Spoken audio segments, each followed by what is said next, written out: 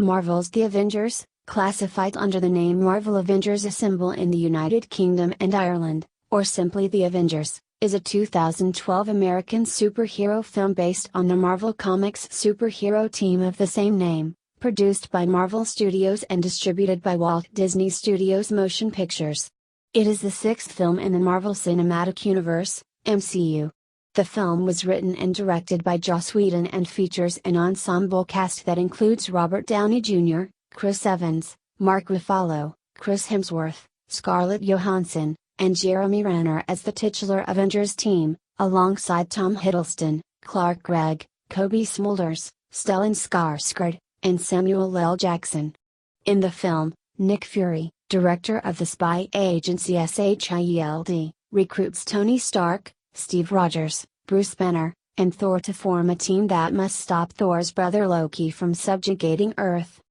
The film's development began when Marvel Studios received a loan from Merrill Lynch in April 2005. After the success of the film Iron Man in May 2008, Marvel announced that The Avengers would be released in July 2011. With the signing of Johansson in March 2009, the film was pushed back for a 2012 release. Whedon was brought on board in April 2010 and rewrote the original screenplay by Zach. Pennsylvania production began in April 2011 in Albuquerque, New Mexico, before moving to Cleveland, Ohio, in August and New York City in September. The film was converted to 3D in post-production. The Avengers premiered at Hollywood's El Capitan Theater on April 11, 2012, and was released in the United States on May 4, 2012. The film received praise for Whedon's direction and screenplay, visual effects, action sequences, acting, and musical score, and garnered numerous awards and nominations including Academy Award and BAFTA nominations for achievements in visual effects. It set or tied numerous box office records, including the biggest opening weekend in the United States and Canada.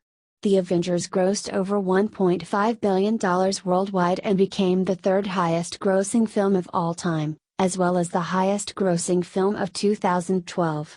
It is the first Marvel production to generate $1 billion in ticket sales. In 2017, it was featured as one of the 100 greatest films of all time in Empire magazine's poll of the 100 greatest movies.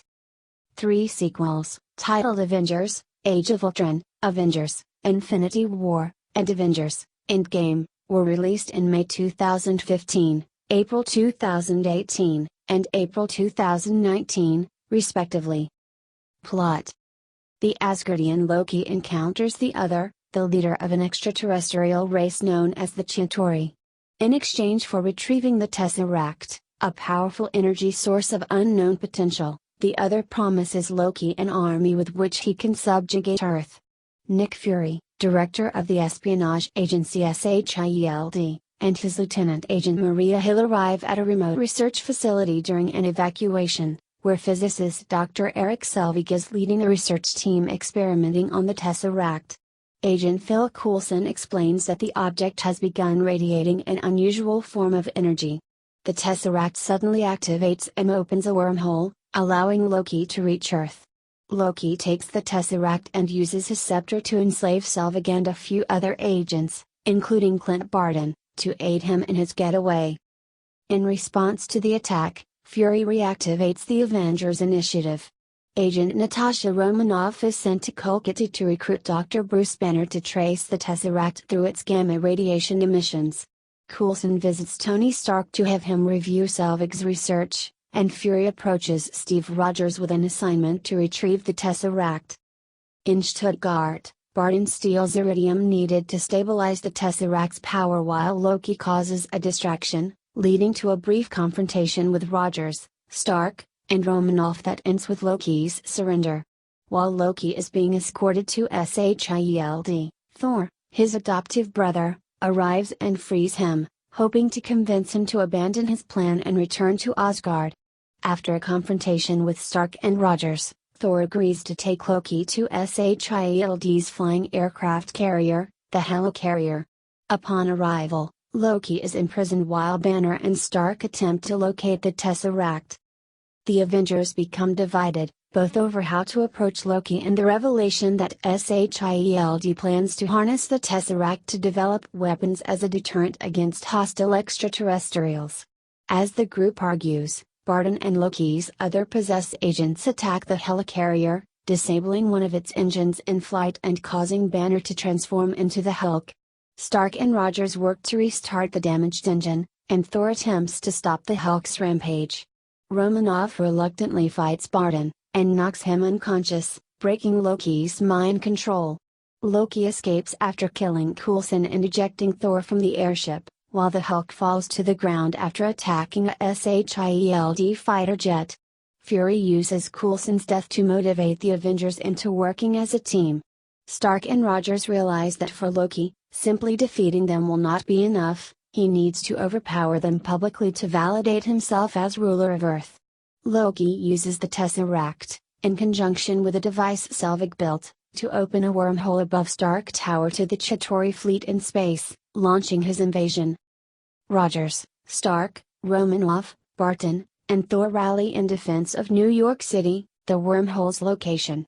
Banner arrives and transforms into the Hulk, and together the Avengers battle the Chitauri while evacuating civilians. The Hulk finds Loki and beats him into submission. Romanoff makes her way to the wormhole generator, where Selvig, freed from Loki's mind control, reveals that Loki's scepter can be used to shut down the generator. Meanwhile, Fury's superiors from the World Security Council attempt to end the invasion by launching a nuclear missile at Midtown Manhattan. Stark intercepts the missile and takes it through the wormhole toward the Chitauri fleet. The missile detonates, destroying the Chitauri mothership and disabling their forces on Earth. Stark's suit loses power, and he falls back through the wormhole just as Romanoff closes it. Stark goes into free fall, but the Hulk saves him from crashing into the ground. In the aftermath, Thor returns Loki and the Tesseract to Asgard, while Fury expresses confidence that the Avengers will return if and when they are needed. In a mid-credits scene, the other confers with his master about the failed attack on Earth. Cast: Robert Downey Jr. as Tony Stark, Iron Man. A self-described genius, billionaire, playboy, and philanthropist with an electromechanical suit of armor of his own invention. Downey was cast as part of his 4-picture deal with Marvel Studios, which included Iron Man 2 and The Avengers. Downey said that he initially pushed Whedon to make Stark the lead. "Well, I said, I need to be in the opening sequence.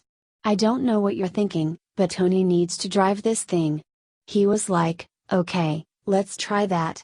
We tried it and it didn't work, because this is a different sort of thing. The story and the idea and the theme is the theme, and everybody is just an arm of the octopus. About the character's evolution from previous films, Downey said, "In Iron Man, which was an origin story, he was his own epiphany and redemption of sorts. Iron Man 2 is all about not being an island, dealing with legacy issues and making space for others. In The Avengers, he's throwing it down with the others." Downey earned $50 million once box office bonuses and backhand compensation were factored in. Chris Evans as Steve Rogers, Captain America. A World War II veteran who was enhanced to the peak of human physicality by an experimental serum and frozen in suspended animation before waking up in the modern world. Evans was cast as part of a deal to star in 3 Marvel films, in addition to The Avengers. Evans said that Steve Rogers is much darker in The Avengers, it's just about him trying to come to terms with the modern world. You've got to imagine, it's enough of a shock to accept the fact that you're in a completely different time, but everybody you know is dead. Everybody you cared about. He was a soldier, obviously, everybody he went to battle with, all of his brothers in arms, they're all dead. He's just lonely. I think in the beginning it's a fish out of water scene, and it's tough. It's a tough pill for him to swallow. Then comes trying to find a balance with the modern world. Regarding the dynamic between Rogers and Tony Stark, Evans said, "I think there's certainly a dichotomy, this kind of friction between myself and Tony Stark, they're polar opposites. One guy is flash and spotlight and smooth, and the other guy is selfless and in the shadows and kind of quiet, and they have to get along. They explore that, and it's pretty fun." Evans earned $2 to $3 million for the film. Mark Ruffalo as Bruce Banner, Hulk. A genius scientist who, because of exposure to gamma radiation, transforms into a monster when enraged or agitated. Ruffalo, who was considered to play Banner in The Incredible Hulk before Edward Norton took the role, was cast after negotiations between Marvel and Norton broke down. About replacing Norton, Ruffalo said, "I'm a friend of Ed's, and yeah, that wasn't a great way for all that to go down. But the way I see it is that Ed has bequeathed this part to me. I look at it as my generation's Hamlet." About the character, he said, "He's a guy struggling with two sides of himself, the dark and the light, and everything he does in his life is filtered through issues of control. I grew up on the Bill Bixby TV series, which I thought was a really nuanced and real human way to look at the Hulk. I like that the part has those qualities." Regarding the Hulk's place on the team, Ruffalo said, "He's like the teammate none of them are sure they want on their team. He's a loose cannon. It's like, just throw a grenade in the middle of the group and let's hope it turns out well." This is the first production in which the actor playing Banner also plays the Hulk. Ruffalo told New York Magazine, "I'm really excited. No one's ever played the Hulk exactly, they've always done CGI. They're going to do the Avatar stop motion capture. So I'll actually play the Hulk. That'll be fun." The 3D model used to create the Hulk's body was modeled after Long Island bodybuilder and male stripper Steve Rom, while the Hulk's face was modeled after Ruffalo. To create the Hulk's voice, Ruffalo's voice was blended with those of Lou Ferrigno and others. However, the Hulk's only speaking line, "Puny God," was provided solely by Ruffalo. Ruffalo earned $2 to $3 million for the film. Chris Hemsworth as Thor. The Crown Prince of Asgard, based on the Norse mythological deity of the same name. Hemsworth was cast as part of a multiple movie deal. He had previously worked with Joss Whedon on The Cabin in the Woods. Hemsworth said that he was able to maintain the strength he built up for Thor by increasing his food intake, consisting of chicken breasts, fish, steak, and eggs every day. When asked exactly how much, Hemsworth said, "My body weight in protein pretty much." He remarked that Thor's motivation is much more of a personal one, in the sense that it's his brother that is stirring things up. Whereas everyone else, it's some bad guy who they've gotta take down. It's a different approach for me, or for Thor. He's constantly having to battle the greater good and what he should do versus it's his little brother there. I've been frustrated with my brothers at times, or family, but I'm the only one who is allowed to be angry at them. There's a bit of that. Hemsworth earned $2 to $3 million for the film. Scarlett Johansson as Natasha Romanoff, Black Widow. A highly trained spy working for SHIELD about the character and her relationship with Hawkeye, Johansson said, "Our characters have a long history. They've fought together for a long time in a lot of battles in many different countries. We're the two members of this avenging group who are skilled warriors. We have no superpowers. Black Widow is definitely one of the team, though. She's not in the cast simply to be a romantic foil or eye candy. She's there to fight, so I never felt like I was the only girl. We all have our various skills and it feels equal." Regarding her training, Johansson said, "Even though Iron Man 2 was one for them, I'd never done anything like that before. I'd never been physically driven in something, or a part of something so big. For the Avengers, I've spent so many months training with our stunt team, and fighting all the other actors, it's crazy. I do nothing but fight, all the time." Johansson earned $4 to $6 million for the film. Jeremy Renner as Clint Barton, Hawkeye. A master archer working as an agent for SHIELD, Renner said it was a very physical role and that he trained physically and practiced archery as much as possible in preparation.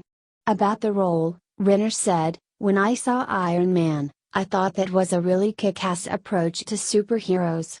Then they told me about this Hawkeye character, and I liked how he wasn't really a superhero, he's just a guy with a high skill set. I could connect to that." Regarding Hawkeye's sniper mentality, Renner said, "It's a lonely game. He's an outcast. His only connection is to Scarlett's character, Natasha. It's like a left hand, right hand thing. They coexist, and you need them both, especially when it comes to a physical mission. Renner said Hawkeye is not insecure about his humanity. Quite the opposite, he's the only one who can really take down the Hulk with his tranquilizer-tipped arrows. He knows his limitations. But when it comes down to it, there has to be a sense of confidence in any superhero. Renner earned $2 to $3 million for the film. Tom Hiddleston as Loki. Thor's adoptive brother and nemesis, based on the Norse mythological deity of the same name. About his character's evolution from the film Thor, Hiddleston said, "I think the Loki we see in the Avengers is further advanced. You have to ask yourself the question, how pleasant an experience is it disappearing into a wormhole that has been created by some kind of supernuclear explosion of his own making?" So I think by the time Loki shows up in the Avengers, he's seen a few things. About Loki's motivations, Hiddleston said, "At the beginning of the Avengers, he comes to Earth to subjugate it, and his idea is to rule the human race as their king. And like all the delusional autocrats of human history, he thinks this is a great idea because if everyone is busy worshipping him, there will be no wars, so he will create some kind of world peace by ruling them as a tyrant. But he is also kind of deluded in the fact that he thinks unlimited power will give him self-respect, so I haven't let go of the fact that he is still motivated by this terrible jealousy and kind of spiritual desolation." Clark Gregg as Phil Coulson. An agent with SHIELD who oversees many of the division's field operations. Gregg was cast as part of a multi-picture deal with Marvel. Gregg said his role was expanded in the Avengers. What Agent Coulson had become in terms of the import of this particular story, and how important his job is in bringing the Avengers together, it kind of felt a little surreal, like somebody was playing a prank and that wasn't the real script.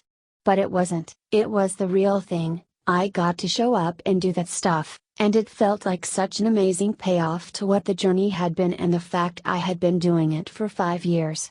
Gregg said Whedon provided insight into his character's backstory, particularly about Coulson being a fan of Captain America. Kobe Smulders as Maria Hill. A high-ranking agent with SHIELD who works closely with Nick Fury. Smulders, whom Joss Whedon once considered for his unproduced live-action Wonder Woman film, was selected from a short list of potential actresses including Morena Baccarin. Smulders' deal would integrate her into 9 films. Regarding her preparation, Smulders said, "I hired this amazing Black Ops trainer to teach me how to hold a gun, take me to a shooting range, how to hit, how to hold myself, how to walk, and basically how to look. I don't do a ton of fighting in the movie, which is why I wasn't offered a trainer, but I wanted to look like I had the ability to." On relating to the character, Smulders said, "I can relate to her being a mom and being a businesswoman and trying to work full-time and raising a family and having a career. We're asked to do a lot of things these days. I feel she is just all about her job and keeping things going." Stellan Skarsgård as Erik Selvig. An astrophysicist and friend of Thor under Loki's control who is studying the Tesseract's power. Regarding Loki's control over Selvig, Skarsgård said, "Well, with the scene we did in Thor, it was like Loki, one way or the other, entered Erik's mind. And in Avengers, you will see more clarity in how Loki is using Erik's mind." About his role, he said, "My character is of importance, but the size of the role is not big." Samuel L. Jackson as Nick Fury. The director of SHIELD who was revealed in previous films to be coordinating the Avengers initiative. Jackson was brought to the project with a deal containing an option to play the character in up to 9 Marvel films. Jackson said he does more in the Avengers than in any of the previous films. "You don't have to wait until the end of the movie to see me." About the role, Jackson said, "It's always good to play somebody who is a positive in society as opposed to somebody who is a negative. I try to make him as honest to the story and as honest to what real life would seem." Jackson compared the character to Ordell Robbie and Jackie Brown, calling him a nice guy to hang out with. "You just don't want to cross him." Jackson earned $4 to $6 million for the film. Gwyneth Paltrow and Maximiliano Hernandez reprised their roles from previous MCU films as Pepper Potts and Jasper Sitwell, respectively. Paul Bettany returns to voice Jarvis, frequent Whedon collaborator Alexis Denisoff portrays the other, and Damien Poitier portrays his master, Thanos, unnamed in the film, in a post-credits scene. Powers Booth and Jenny Agutter appear as members of the World Security Council, later revealed to be Gideon Malik and Councilwoman Holly. Avengers co-creator Stan Lee has a cameo appearance in a news report. Harry Dean Stanton cameos as a security guard, and Polish film director Jerzy Skolimowski appears as Georgi Luchkov, Romanov's interrogator. Inverg Jokaj, who later went on to play Agent Daniel Sousa in the series Agent Carter, appears as a police officer. Production. Development. Ideas for a film based on the Avengers began in 2003, with Avi Arad, the CEO of Marvel Studios, first announcing plans to develop the film in April 2005, after Marvel Enterprises declared independence by allying with Merrill Lynch to produce a slate of films that would be distributed by Paramount Pictures. Marvel discussed their plans in a brief presentation to Wall Street analysts. The studio's intention was to release individual films for the main characters, to establish their identities and familiarize audiences with them, before merging the characters together in a crossover film. Screenwriter Zach Ben, who wrote The Incredible Hulk, 2008, became attached to the film in 2006, and was hired by Marvel Studios to write the film in June 2007. In the wake of the 2007 to 2008 Writers Guild of America strike, Marvel negotiated with the Writers Guild of America to ensure that it could create films based on its comic book counterparts, including Captain America, Ant-Man and the Avengers. After the successful release of Iron Man, 2008, in May, the company set a July 2011 release date for the Avengers. In September 2008, Marvel Studios reached an agreement with Paramount, an extension of a previous partnership, which gave the company distribution rights for 5 future Marvel films.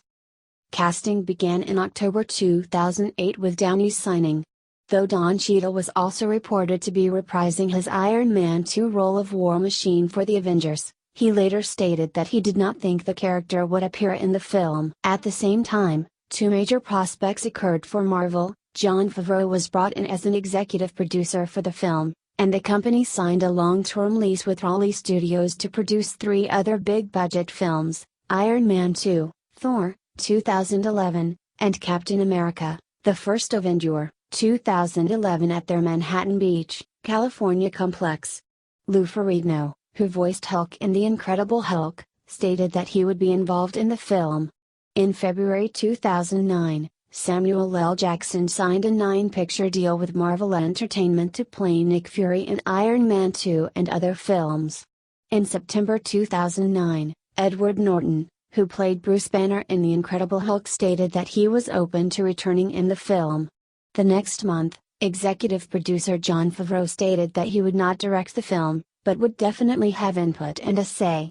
Favreau also expressed concerns, stating, "It's going to be hard, because I was so involved in creating the world of Iron Man, and Iron Man is very much a tech-based hero, and then with Avengers you're going to be introducing some supernatural aspects because of Thor.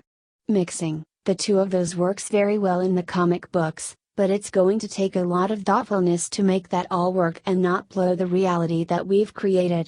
In March 2009, actress Scarlett Johansson replaced Emily Blunt in portraying Natasha Romanoff in Iron Man 2, a deal that subsequently attached her to the Avengers. The following day, Marvel announced that the film's release date had been pushed back to May 4, 2012, almost a full year later. Chris Hemsworth and Tom Hiddleston joined the film's cast in June, returning as Thor and Loki, respectively. In July 2009, Penn talked about the crossover process, stating, "My job is to kind of shuttle between the different movies and make sure that finally we're mimicking that comic book structure where all of these movies are connected. There's just a board that tracks here's where everything that happens in this movie overlaps with that movie. I'm pushing them to do as many animatics as possible to animate the movie, to draw boards so that we're all working off the same visual ideas. But the exigencies of production take first priority. At first, Penn tried to reduce Thor's role in the script because he had doubts about the character's ability to succeed on film. He changed his mind once Hemsworth was cast as Thor. The film had always intended to use Loki as its villain, but Penn noted that early discussion had considered using Red Skull. In January 2010, Marvel Studios chief Kevin Feige was asked if it would be difficult to meld the fantasy of Thor with the high-tech science fiction in Iron Man and the Avengers. "No," he said, "because we are doing the Jack Kirby, Stan Lee, Walt Simonson, J. Michael Straczynski Thor. We're not doing the blow the dust off of the Old Norse book in your library Thor.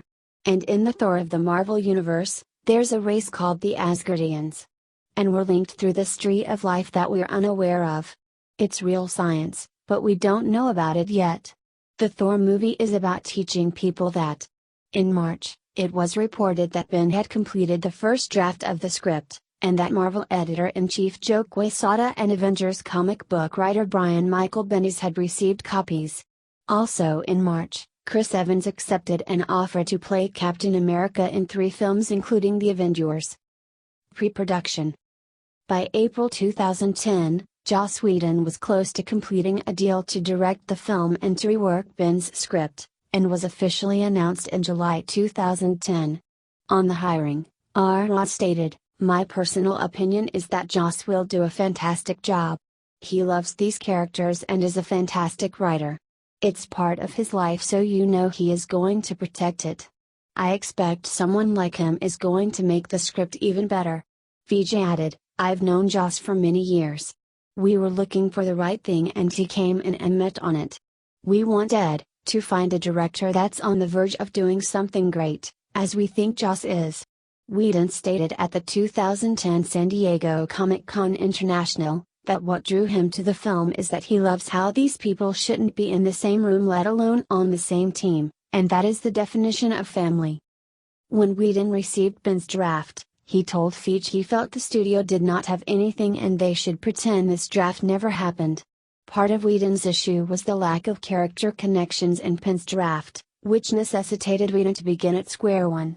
Whedon went on to write a 5-page treatment of his plan for the film, and created the tagline "Avengers, some assembly required," riffing on the Avengers Assemble slogan from the comic books. Marvel quickly began working to sign Whedon to write and direct, only stipulating that he include the Avengers against Loki, a battle among the heroes in the middle, a battle against the villains at the end, and he get the film done for its May 2012 release. The script would go through a lot of insane iterations of what might be according to Whedon. Whedon explained there was a point when it was not certain Johansson would star in the film, so he wrote a huge bunch of pages starring the Wasp. He also was worried that one British character actor, Hiddleston, was not enough to take on Earth's mightiest heroes, and that we'd feel like we were rooting for the overdog. So I wrote a huge draft with Ezekiel Stane, Obadiah Stane's son, in it. Once all of the actors were locked in place, the movie stayed on mission. Whedon noted that the characters used do not have the same issue, unlike the X-Men. He felt these guys just don't belong together before realizing their interactions could be like the Dirty Dozen, 1967. Whedon also referenced Doctor Strangelove, 1964, The Abyss, 1989, His Girl Friday, 1940, and Black Hawk Down, 2001. Whedon would ultimately share final screenplay credit with Ben, though Whedon noted he fought for sole credit and was very upset about it. Penn felt the two could have collaborated more, but that was not his choice. He wanted to do it his way, and I respect that. The casting process continued into much of 2010, with the additions of Jeremy Renner, Mark Ruffalo, and Clark Gregg. Ruffalo replaced Edward Norton, whom Marvel declined to have back. "We have made the decision to not bring Ed Norton back to portray the title role of Bruce Banner in The Avengers," stated Feige. "Our decision is definitely not one based on monetary factors, but instead rooted in the need for an actor who embodies the creativity and collaborative spirit of our other talented cast members. The Avengers demands players who thrive working as part of an ensemble, as evidenced by Robert, Chris H., Chris E., Samuel, Scarlett, and all of our talented casts. We are looking to announce a name actor who fulfills these requirements, and is passionate about the iconic role in the coming weeks." In response, Norton's agent Brian Swordstrom decried Feige's statement, calling it purposefully misleading and an inappropriate attempt to paint our client in a negative light. In October 2014, Norton claimed it was his own decision never to play Hulk again because he wanted more diversity with his career, and did not want to be associated with only one character. In August 2010, it was reported that Paramount Pictures and Marvel Studios were planning to start shooting in February. Simultaneously, it was declared that the film would be shot in 3D, although Mark Ruffalo later tweeted that this was not the case. In October 2010, Grumman Studios in Bethpage, New York and the Steiner Studios in Brooklyn, New York City, were announced as filming locations, with set construction slated to begin in November, but as Whedon later explained, originally we were supposed to be in Los Angeles, then for a short period we were supposed to be in New York, and then somehow we ended up in Albuquerque. Also that October, Walt Disney Studios agreed to pay Paramount at least $115 million for the worldwide distribution rights to Iron Man 3 and the Avengers. The deal also allowed Paramount to continue to collect the 8% box office fee it would have earned for distributing the film and a marquee credit, placement of the company's production logo on marketing materials and the film's opening titles. As a result, the on-screen production credit reads Marvel Studios' presence in association with Paramount Pictures through the film is solely owned, distributed, financed, and marketed by Disney. Paramount Subix retained pay TV rights. In December 2010, Governor of New Mexico Bill Richardson and Marvel Studios co-president Louis D'Esposito announced the Avengers would film primarily in Albuquerque, New Mexico, with principal photography scheduled for April through September 2011. Parts of the film were also scheduled to be shot in Michigan, but a plan to film in Detroit ended after Governor Rick Snyder issued a budget proposal that would eliminate a film tax incentive. 3 months later in March, Governor of Ohio John Kasich announced before Mayor Frank G. Jackson's State of the City address that the Avengers would film in Cleveland. Concept illustrator and designer of Iron Man's Mark 7 armor Phil Saunders stated that Joss Whedon was looking for something that had the cool factor of the suitcase suit, from Iron Man 2, while still being a fully armored, heavy-duty suit that could take on an army in the final battle. To that end, Saunders borrowed ideas that had been proposed in Iron Man 2 as well as some ideas that had been abandoned in Iron Man and merged them together in a modular suit that has big ammo packets on the arms and a backpack. The Science and Entertainment Exchange also provided science consultation for the film. Casting reached its final stages the following year. In February 2011, Kobe Smulders acquired the role of Maria Hill, after participating in screen tests conducted by Marvel for the role of a key SHIELD member, who Samuel L. Jackson described as Nick Fury's sidekick. Over the successive months, the film's cast expanded to include Stellan Skarsgård, Paul Bettany, and Gwyneth Paltrow. Paltrow was cast at Downey's insistence. Prior to this, Whedon had not intended the film to include supporting characters from the heroes' individual films, commenting, "You need to separate the characters from their support systems in order to create the isolation you need for a team." Filming. Principal photography began on April 25, 2011, in Albuquerque, New Mexico at Albuquerque Studios, with a working title group hug. In June 2011, stuntman Jeremy Fitzgerald injured his head while attempting a stunt involving a 30-foot fall from a building after getting hit by an arrow. A Marvel spokesperson later told TMZ that despite the injury, Fitzgerald recovered and continued working on set. The following month, secondary filming took place about an hour outside Pittsburgh, Pennsylvania in the Butler area. A chase sequence was also shot in Worthington, Pennsylvania at Creekside Mushroom Farms, the world's largest single-site mushroom farm, which provided 150 miles of abandoned limestone tunnels 300 feet below the ground for filming. Production relocated to Cleveland, Ohio in August 2011, where filming transpired over a period of 4 weeks. The city's East 9th Street was chosen as a double for New York City's 42nd Street to be used in climactic battle scenes. Army Reserve soldiers assigned to the Columbus, Ohio base 391st Military Police Battalion provided background action during the battle scenes in Cleveland. Staff Sergeant Michael T. Lantis stated the use of real soldiers made the scenes more realistic and helped portray the military in a more positive light, explaining that, "It's easy for us to make on-the-spot corrections to tactics and uniforms. The director actually took our recommendation on one scene and let us all engage the enemy as opposed to only the gunners in the trucks engaging." Filming also took place in the large vacuum chamber at the NASA Plumbrook Station near Sandusky, Ohio. The station's space power facility was used to portray a SHIELD research facility. A series of explosions were filmed at the Chevrolet Powertrain plant in Parma, Ohio as part of the battle sequence that began in Cleveland.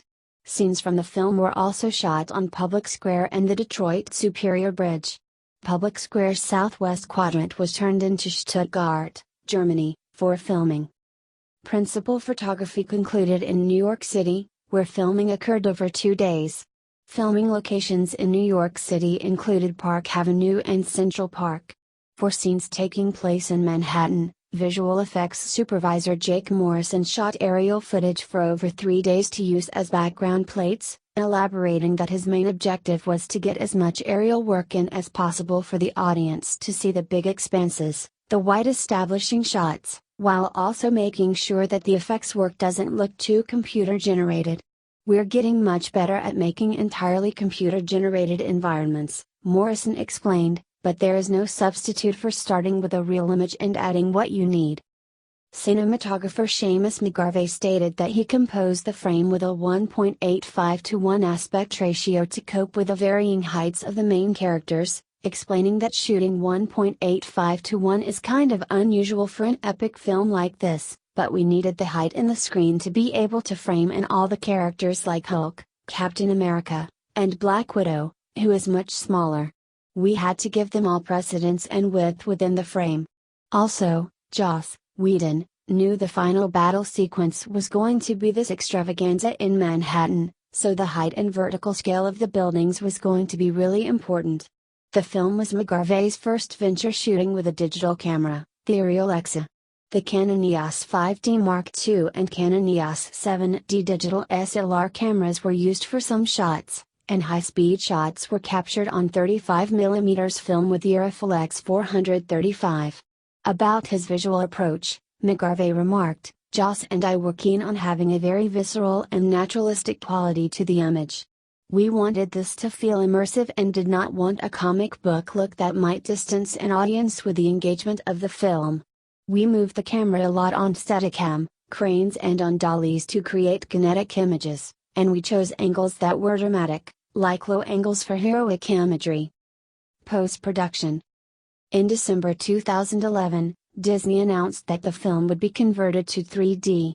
Said Whedon, "I'm not a big fan of extreme long lens, talkie movies. I like to see the space I'm in and relate to it, so 3D kinda fits my aesthetic anyway. And the technology has advanced so far in the past couple years." Whedon also said that there definitely are movies that shouldn't be in 3D, but the Avengers isn't obnoxiously 3D.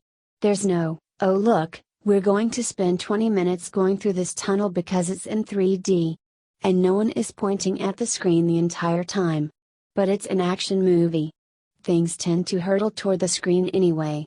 In January 2012, it was reported that the film would be digitally remastered for IMAX 3D and open in IMAX theaters on May 4, 2012, the same day it opens in regular theaters. The film's IMAX release follows Marvel's IMAX releases of Iron Man 2 and Thor.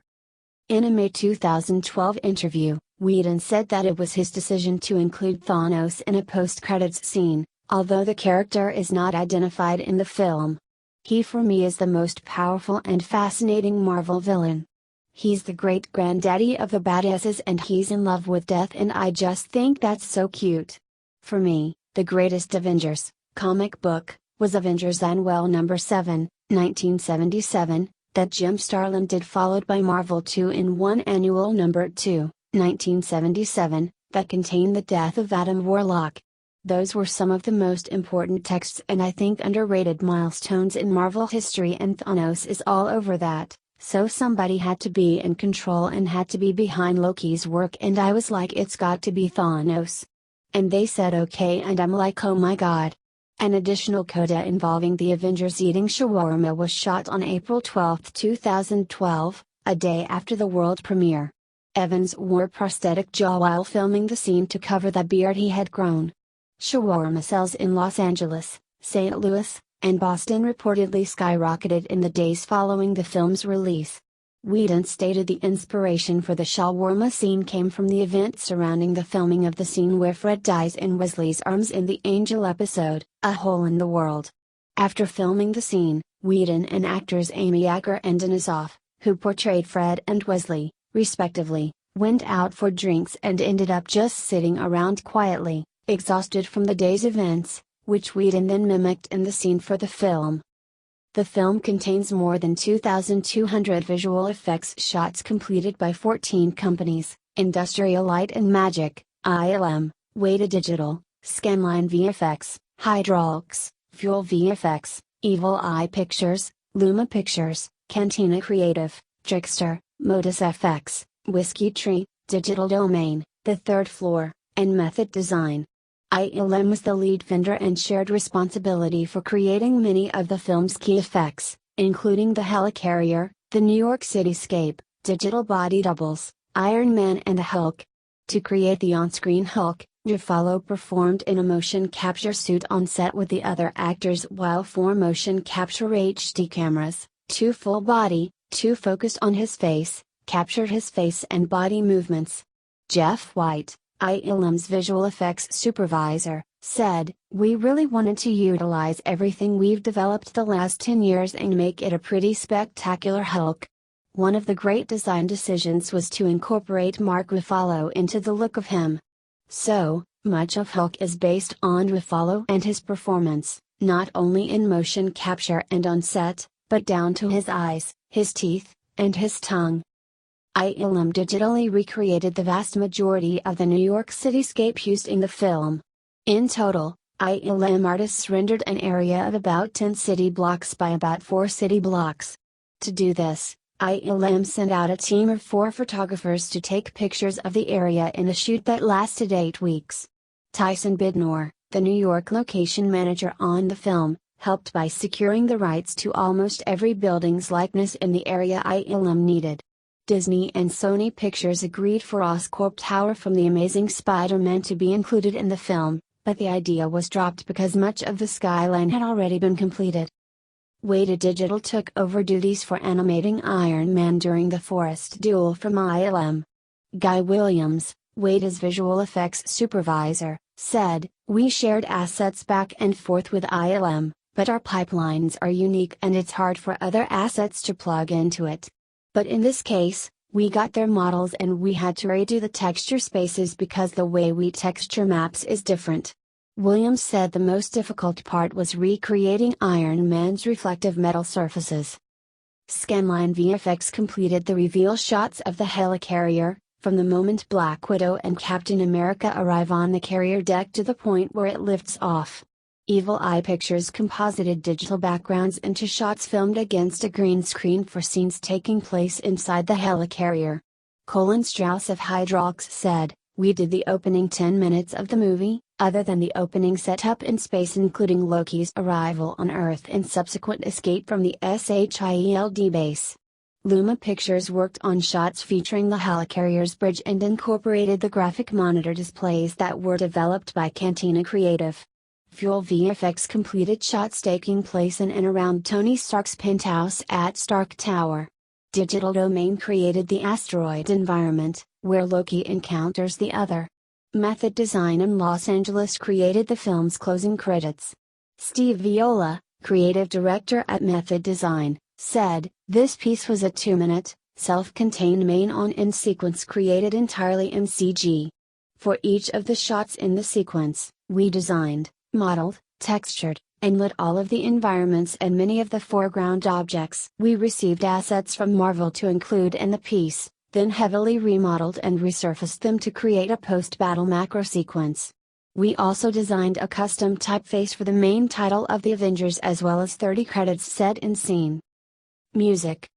In November 2011, Marvel announced that Alan Silvestri, who scored Captain America, the First Avenger, would write and compose the score for the Avengers. Silvestri said, "I've worked on films where there have been a number of stars and certainly worked on films where there have been characters of equal weight in terms of their level of importance and profile in the film, but this one is somewhat extreme in that regard because each of these characters has their own world and it's a very different situation.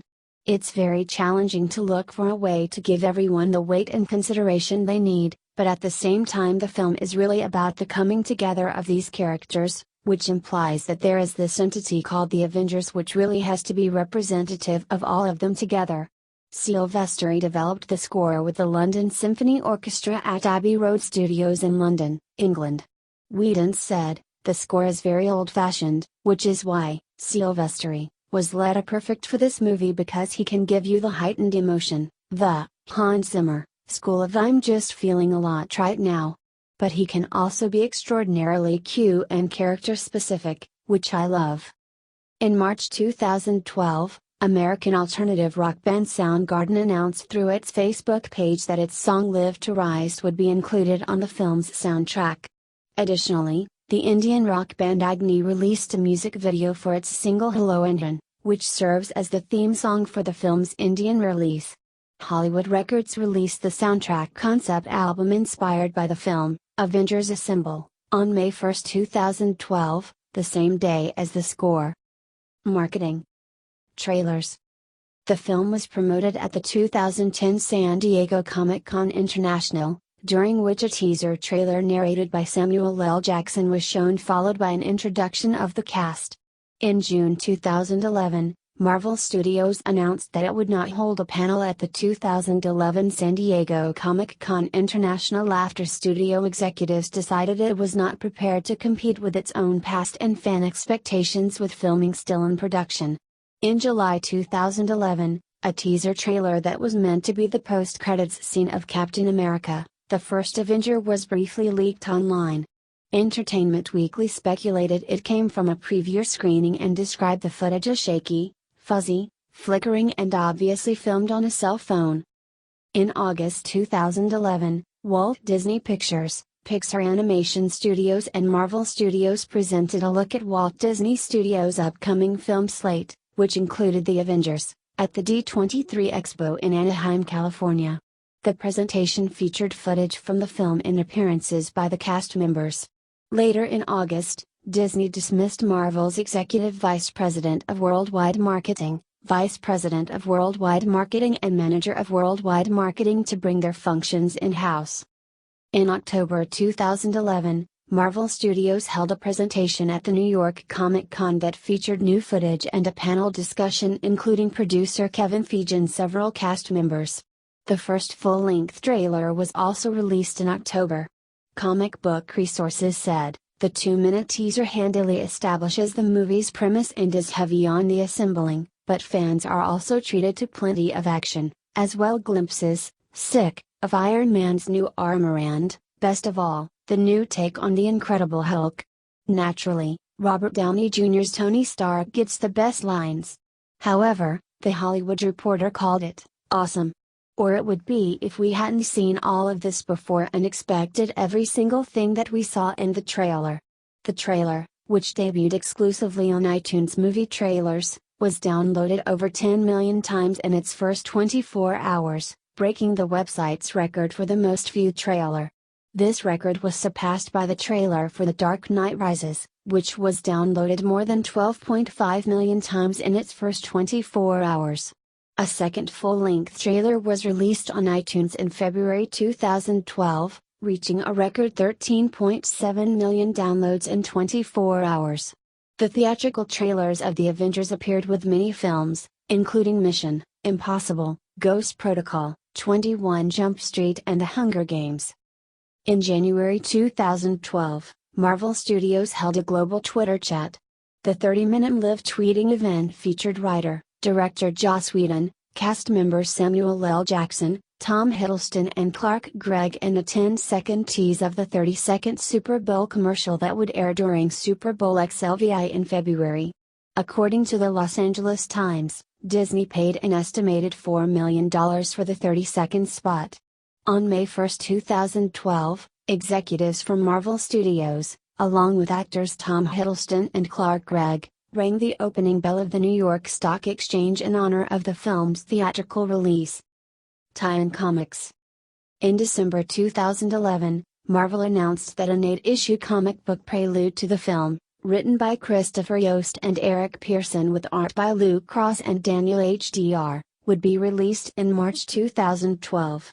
In February 2012, Marvel announced the release of a second limited series comic book tie-in, Black Widow Strikes, written by Fred Van Lente, who wrote Captain America: First Vengeance, the comic book prequel to Captain America: The First Avenger. The story is set between Iron Man 2 and the Avengers and follows Black Widow as she runs down some loose ends from Iron Man 2. Additionally, the title Avengers Assemble was launched in March 2012, written by Brian Michael Bendis with art by Mark Bagley, and features the same Avengers lineup as the film, battling a new incarnation of the supervillain Team Zodiac. Promotional partners. Paul Gitter, Marvel Entertainment's president of consumer products, commented that the build-up to the film helped strengthen retail partnerships. Retailers have been less tolerant with intellectual property films, so we decided that if we started on this coordinated strategy several years ago, retailers would give us shelf space throughout the years and we would have a more sustainable position in the marketplace. In September 2011, set photos of Robert Downey Jr. driving a new model Acura were published online. An Acura spokesperson later released a statement confirming the company's involvement with the film. As you may know, Acura has been in the Marvel Comics universe films as the official car of their fictional law enforcement agency called SHIELD. That relationship continues for the Avengers. The open-top sports car that was photographed yesterday is a one-off, fictional car that was made just for the movie and will not be produced. That said, as you may also know, our CEO has said publicly that we are studying the development of a new sports car, but we can't say any more about it at this time. In December 2011, Acura announced that a new unisex styled along the lines of the concept built for the Avengers would be unveiled at the 2012 North American International Auto Show. A series of 10 SHIELD SUVs, based on the Acura MDX with modifications by Cinema Vehicle Services, were also made for the film. In February 2012, it was announced that Marvel has partnered with fragrance company Jads to promote the Avengers with character-based fragrances. The announcement was just ahead of the Toy Industry Association's annual February exhibition, where representatives held a sampling booth of the products. Other promotional partners include bracelet maker Cullen Tot, Dr. Pepper, Farmers Insurance, Harley-Davidson, Hershey, Lando Frost Lunch Meats, Oracle, Red Baron Pizza, Symantec, Visa and Wyndham Hotels and Resorts. In total, Marvel and its parent company Disney secured an estimated $100 million in worldwide marketing support for the film. Notable exclusions include Baskin-Robbins, Burger King and Dunkin' Donuts, who had partnered with Marvel in the past when their films were distributed by Paramount. Disney does not generally promote through fast food outlets. Video game. A video game based on the film was planned for concurrent release. The game was to be a first-person shooter, brawler for the Xbox 360, PlayStation 3, Wii U, and Microsoft's Windows, and published by THQ, with THQ Studio Australia developing the console versions and Blue Tongue Entertainment the PC version. After THQ closed both studios, the game was cancelled. Intellectual property rights for an Avengers video game reverted to Marvel, which said it was exploring potential publishing and licensing opportunities. In May 2012, Ubisoft and Marvel Entertainment announced that they were partnering to develop a motion-controlled game titled Marvel Avengers: Battle for Earth for the Wii U and Xbox 360.